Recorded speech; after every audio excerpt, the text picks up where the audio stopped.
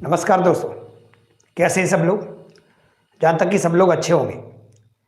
जैसे कि अपनी सीरीज चल रही है ग्रुप डी के लिए, तो आप लोगों से गुजारिश है कि आप लोग क्लास को आगे शेयर करें और क्वालिटी वगैरह में कुछ भी आप लोगों को दिक्कत हो रही है तो आप मुझे कमेंट के माध्यम से बता सकते हैं। और आपने जहाँ तक है कि आपने पुराने वीडियो देखे होंगे और प्लेलिस्ट मैंने बना दी है ग्रुप डी के नाम से, रेलवे ग्रुप डी 2025।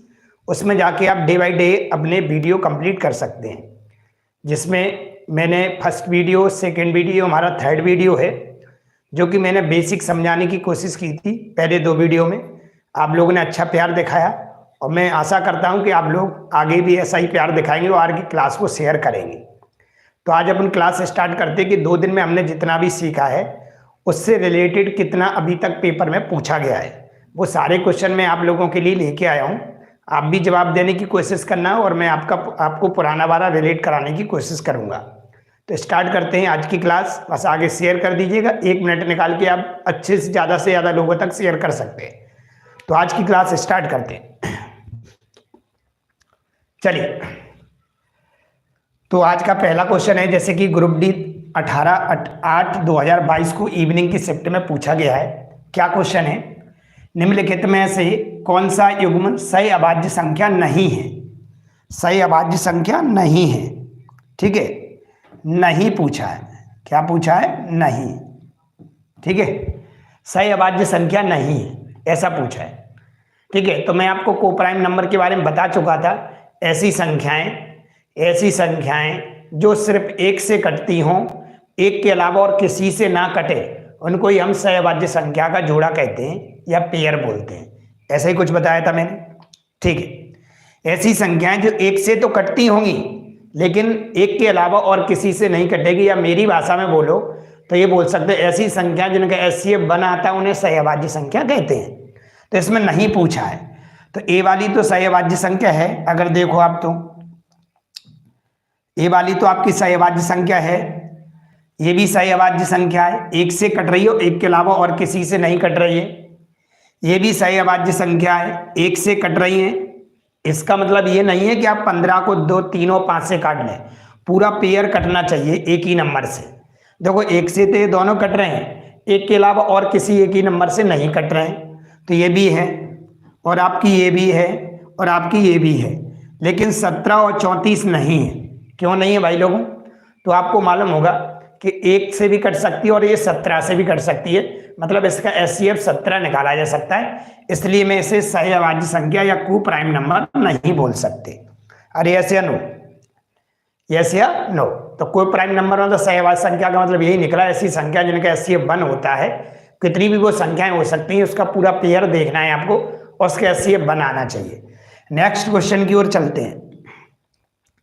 अगला क्वेश्चन, पहली 8 अभाज्य। अगला क्वेश्चन क्या है हमारे पास, 20 और 80 के बीच कितनी अभाज्य संख्या है। 20 और 80 के बीच कितनी अभाज्य संख्या है। ऑप्शन थोड़ा इधर उधर हो गए। 20 और 80 के बीच कितनी अभाज्य संख्या है, ठीक है।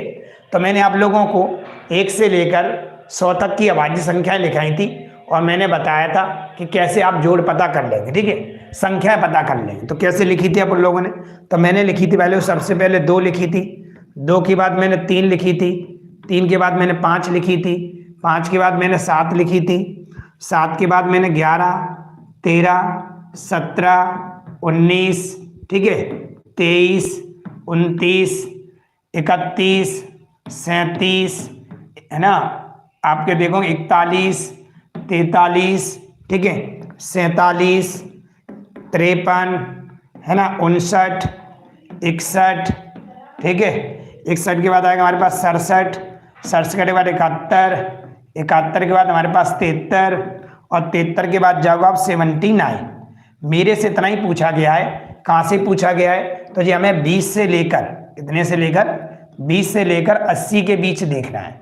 कितने के बीच देखना है? 20 से लेकर 80 के बीच में।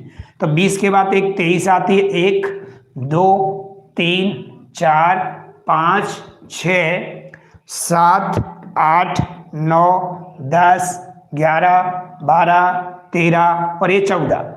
टोटल मिला के ऐसी संख्याएं आपकी कितनी है? 14 है। कितनी है? 14, जो 20 और 80 के बीच में आती है। मैंने बता भी रखा था कि ग्रुप डी में एक कहीं ना कहीं आप लोगों का अभाज्य संख्या से सवाल कई प्रकार से पूछा जाता है। कभी संख्या काउंट करके पूछ लेता है, कभी आपको बड़ी अभाज्य संख्या पूछ लेता है, छोटी पूछ लेता है, योग पूछ लेता है, ऐसे कुछ सवाल इसमें बनते रहते हैं। तो इसका जो उत्तर हो जाएगा वो होगा हमारे पास 14 होंगी। कितनी होंगी? 14। नेक्स्ट स्लाइड को चलते हैं। अगले स्लाइड क्या है थोड़ा देखिएगा। 50 से छोटी अभाज्य संख्याओं की कुल संख्या ज्ञात कीजिए। ठीक है, 50 से छोटी, ये भी ग्रुप डी के पेपर में आया है। थोड़ा स्लाइड थोड़ा उल्टा सीधा हो गया, लेकिन मैं पढ़ के सुनाता जा रहा हूँ, आप थोड़ा सा गौर करिएगा। एग्जाम में ही आया आपका 6/9/2022 को इवनिंग की शिफ्ट में पूछा गया है।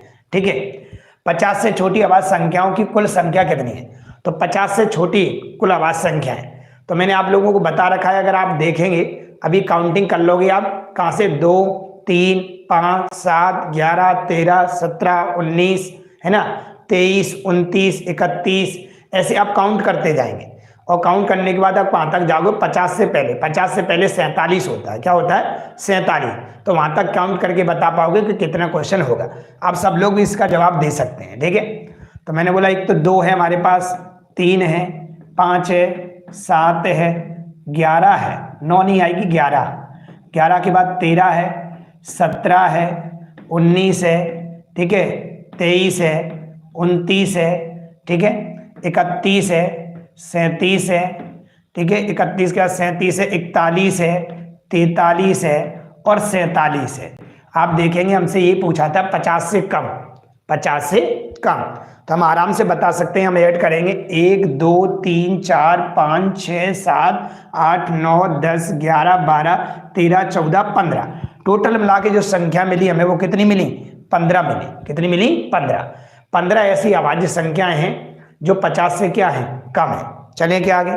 यस, तो ये आपके पेपर के सवाल है। ये क्या है? आपके पेपर के सवाल हैं कि इसमें क्या क्या पूछा गया, क्या क्या नहीं है। ये पेपर के सवाल है। ठीक है, एक बेसिक सा हिंदी में क्वेश्चन पूछा गया, आप इसका जवाब देने की कोशिश करना। निम्नलिखित में से कौन सा कथन सही नहीं है? हिंदी में जब हम फॉल्ट को थोड़ा यहाँ पे कर रहे हैं तो हो क्या रहा है, तो पीपीटी को कन्वर्ट कर दे रहा है दूसरी लैंग्वेज में। तो मैं गुजारिश करूंगा, मैं पढ़ के सुना रहा हूँ, उस पर गौर करना, मैं कल इसको सुधारने की कोशिश करूंगा। निम्नलिखित में से कौन सा कथन सही नहीं है? मतलब सही नहीं बताना है। क्या बताना है? सही नहीं है। पहला क्या है? केवल 4 एक अंकीय अभाज्य संख्याएं हैं। केवल 4 एक अंकीय अभाज्य संख्याएं, एक मतलब सिंगल डिजिट से बनी हो, उसको हम एक अंकीय अभाज्य संख्या बोलते हैं। तो हम गिन के देख लेते पहले ऑप्शन के लिए क्या है, सही है या गलत है। तो पहली संख्या 2 होती है, 2 के बाद हमारे पास 3 होती है, 3 के बाद 5 होती है, 5 के बाद हमारे पास 7 होती है, 7 के बाद 11 होती है। बिल्कुल सही बात है पहली वाली कि पहली 4 अंकीय पहली 4 अभाज्य संख्याएं एक अंकीय अभाज्य संख्या होती है। सही बात है क्या? पेपर का ही सवाल है आपका। ठीक है, कब आया है जी? तो 20/9/2022 को मॉर्निंग की शिफ्ट में पूछा गया है ग्रुप डी के एग्जाम में। आप इन प्रीवियसों को लगाते जाइए। मेरी क्लास जो है पहले 2 वीडियो देखिएगा, मैंने सारी चीजें बताने की कोशिश करी है। और आगे भी सीरीज में मेरा काम यही रहेगा, पहले मैं बेसिक समझाऊंगा, उसके बाद आप लोगों को प्रीवियस के क्वेश्चन सॉल्व कराऊंगा, तो आप देखकर बड़े आसान तरीके से आप कर पा रहे हैं। तो इसमें जो उत्तर है पहला वाला तो हमारा सही हो गया, उसने गलत पूछा है। दूसरा क्या है? अपरिमित रूप से अनेक अभाज्य संख्याएं होती हैं। ये अनेक अभाज्य संख्या होती है, अभाज्य संख्याओं की लिमिट थोड़ी है कि हमें 100 तक पूछी जाती तो हम काउंट करके बता सकते थे, 200 तक पूछी जाती तो काउंट करके बता सकते थे, लेकिन हम यहाँ पे कितनी बता सकते हैं? तो हम बोले अगणित होती हैं, अनंत होती हैं, हम कुछ नहीं बता सकते। तो ये भी बात ठीक है उनकी। दूसरी क्या है इनकी बात? तीसरी बात क्या है? एक अभाज्य संख्या के केवल 2 गुणनखंड होते हैं। एक अभाज्य संख्या के केवल 2 गुणनखंड होते हैं। ठीक है, एक अभाज्य संख्या के केवल 2 गुणनखंड होते हैं, मतलब समझिएगा, जैसे मान लेते मैं 2 बोल रहा हूं, 2, अगर 2 के आप गुणनखंड करोगे तो 2 किस किस से कटता है? 1 से कटता है। और काय से कटता है? 2 से कटता है। ऐसे अनु कोई भी अभाज्य संख्या होती है तो मिनिमम उसके एक सहित एक से तो वो कटेगी और वो स्वयं से कटेगी, इसके लिए 2 गुणनखंड बन जाते हैं। ठीक है, तो अभाज्य संख्या का बहुत बढ़िया क्वेश्चन था ये कहीं ना कहीं आपकी बहुत ज्यादा हेल्प करेगा।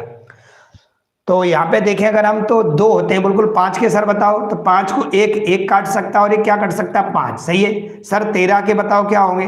तो सर 1 काट सकता है और 13 काट सकता है। तो ये बात सही बोल रहा है कि एक अभाज्य संख्या की केवल 2 गुणनखंड होते हैं, बिल्कुल सही बात है।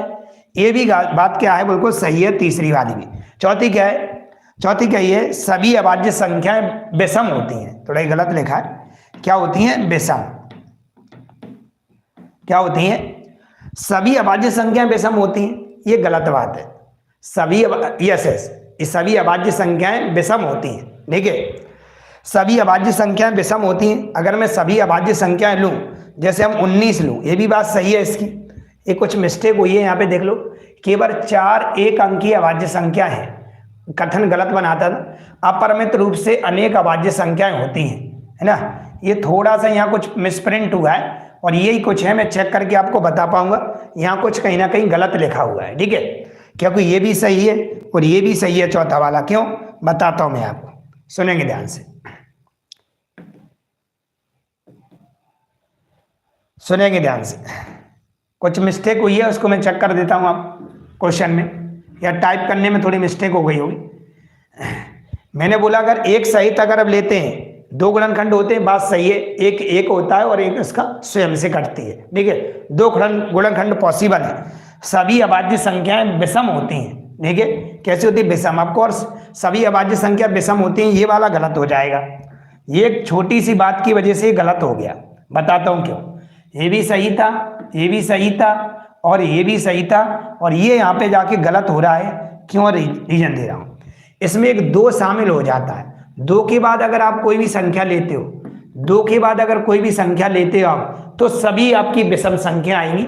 2 ही एक ऐसा नंबर है जो क्या सम है, तो हम ये नहीं कह सकते कि सभी जो अभाज्य संख्याएं होती है वो विषम होती हैं, नहीं होती, क्योंकि यहाँ पे क्या लिखा हुआ है, 2।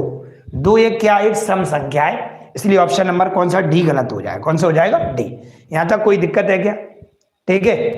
तो बढ़िया क्वेश्चन था, ये आपको परेशान कर सकता था। मैं नहीं चाहूंगा एक बार फिर आए तो आप इसको गलत करें। चलते अगले क्वेश्चन की ओर।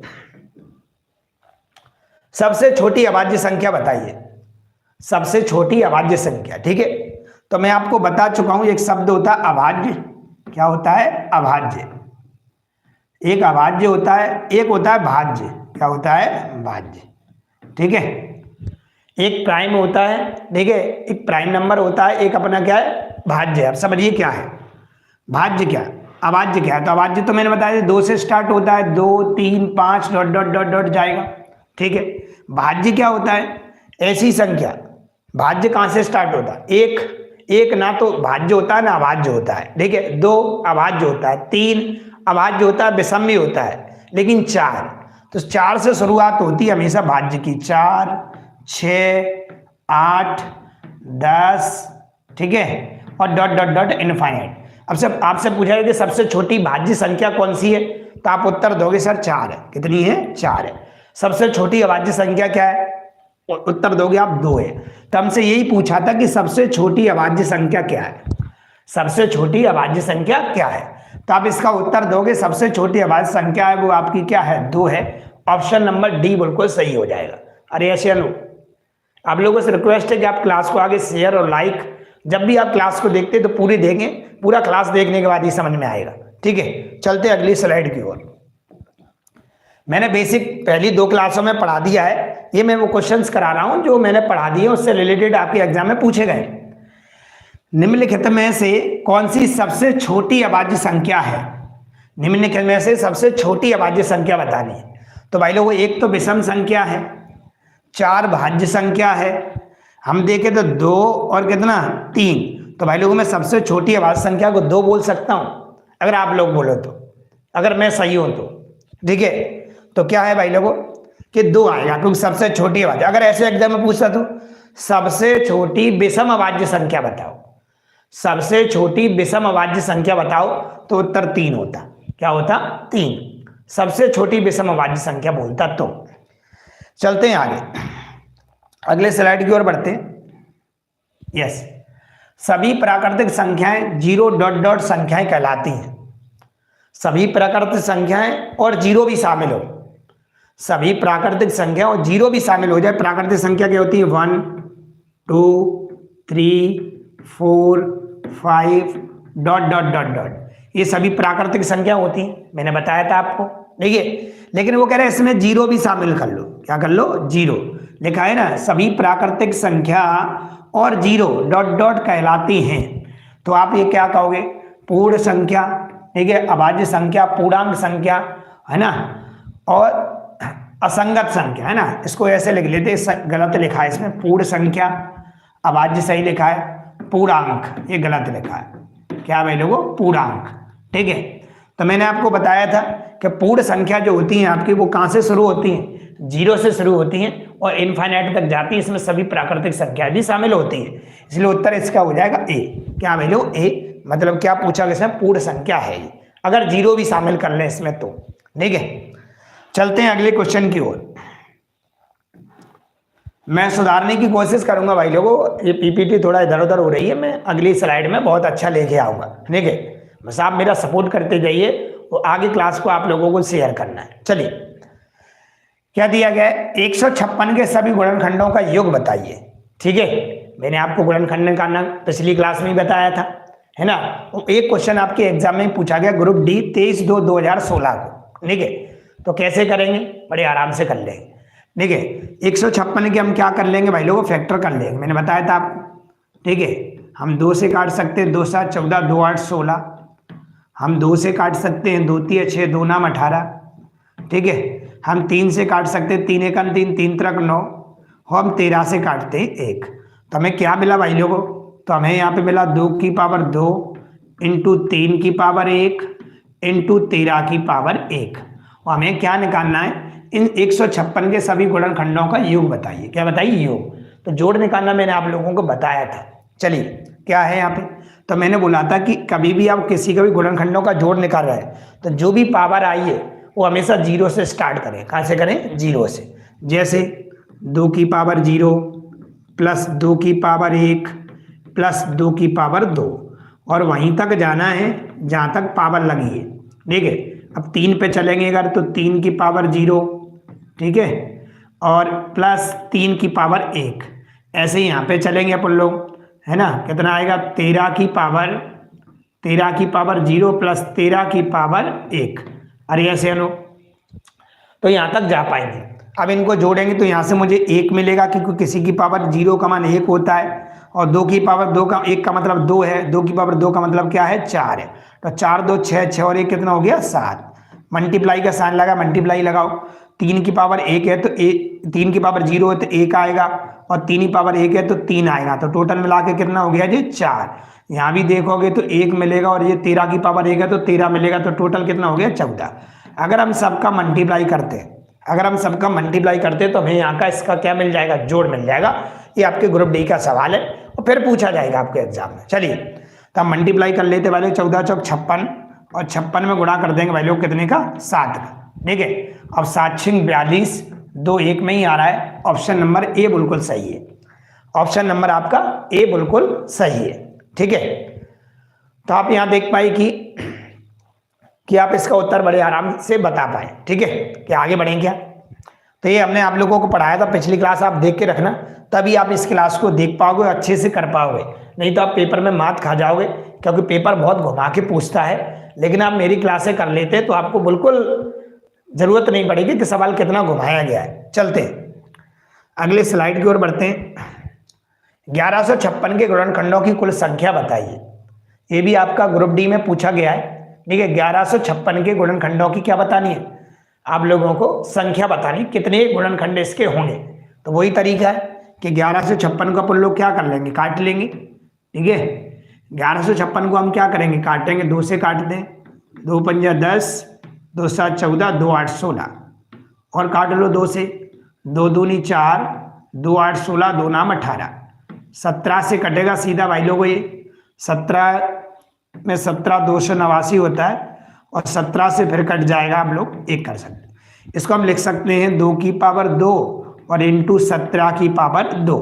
ठीक है, इसको हम 3 लिख सकते हैं कि भाई लोग, क्या मैं इसको भी 3 लिख सकता हूँ? जितनी पावर इसमें एक ऐड कर देता हूँ, मल्टीप्लाई करेंगे तो हमें देखने को मिलेगा 9, जो कि ऑप्शन नंबर ए में लिखा हुआ है।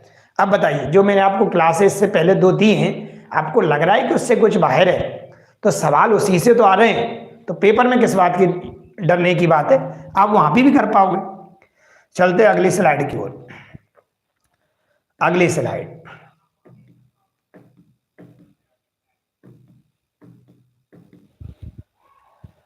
तो यहां तक कोई दिक्कत है कि आप लोगों को? यहां तक कोई दिक्कत नहीं है। और थोड़ा सा मैं आप लोगों को बेसिक कंप्लीट कराने की कोशिश करता हूं, ठीक है, और थोड़ा बताता हूं आप लोगों को कि हम और सवाल क्या क्या पढ़ने वाले हैं। जो क्लासें मैंने अभी तक दी थी, एक मैंने आप लोगों को सही अभाज्य संख्या की क्लास दे दी, एक मैंने आपको सारे नंबर्स के बारे में बता दिया, ठीक है, मैंने आपको अभाज्य संख्या के बारे में बताया, मैंने आपको प्राकृतिक संख्या के बारे में बताया, पूर्ण संख्या के पूर्णांक के बारे में बताया। तो ये सारी चीजें हमने कर ली। उसके ये कुछ क्वेश्चन पूछे गए थे, वो मैंने आप लोगों के सामने रखे, ठीक है। तो अब आती है यहाँ पे आप लोगों से पूछा जाता है कि भाई लोगों यहाँ पे अगला टाइप अपना चालू होता है क्लास का, ठीक है। तो पहले आज संडे है और संडे को थोड़ा सा मैं आज आप लोगों को शेड्यूल बताने की कोशिश करूंगा 5 मिनट में। और आज इतनी बड़ी क्लास लेंगे, फिर आगे क्लास अपनी कल कंटिन्यू चलेगी। आज संडे है और बहुत सारे बच्चे लाइब्रेरी वगैरह नहीं जाते हैं, अपने सारे काम कर रहे हैं, इस वजह से वो नहीं देख पाते। तो अपना ये मटेरियल हुआ था वो अपना आज कंप्लीट हो गया। अपनी क्लास ऐसे ही चलेगी। पहली क्लास अपन क्या करेंगे, पहले अपन पूरा आपको बेसिक बताएंगे कि किस प्रकार से क्वेश्चन घुमा के पूछा जाता है, और दूसरा तरीका आप लोगों को हम बताएंगे कि आप ऑब्जेक्टिव क्वेश्चन लगाएं, कौन से प्रीवियस वाले। आप भी लगा सकते हैं, नहीं तो मेरे साथ आप लगा सकते हैं, ठीक है। तो 2 तरीके हमारे पास पढ़ने के और बहुत अच्छे से कर पाएंगे, ठीक है। तो अब मैं आशा करता हूं कि आप लोगों ने अपने जॉन को चुन लिया होगा और फॉर्म फिल कर दिया होगा। जल्दी से जल्दी फॉर्म को फिल कर दे अच्छी तरह से जॉन की जानकारी लेके, और आप हमारे साथ जुड़ते रहिए। एक नया बैच लॉन्च होने वाला है आर्मी का। किसका? आर्मी का। ये कल शायद आप लोगों को खुशखबरी मिल जाएगी। इसमें आर्मी में जीडी और आप लोगों को देखने को मिलेगा जो नर्सिंग डिपार्टमेंट से लड़कों के लिए आर्मी में भर्ती आती है, उसका बैच आ रहा है, ठीक है। तो दूसरे बैच की अनाउंसमेंट वहाँ होगी, और ये हमारा डेली बैच चलेगा ही 5:30 से 6:30 बजे तक, ठीक है। तो ये बेसिक कुछ जानकारी थी। आप लोग आगे क्लास को शेयर करें। थैंक यू, धन्यवाद।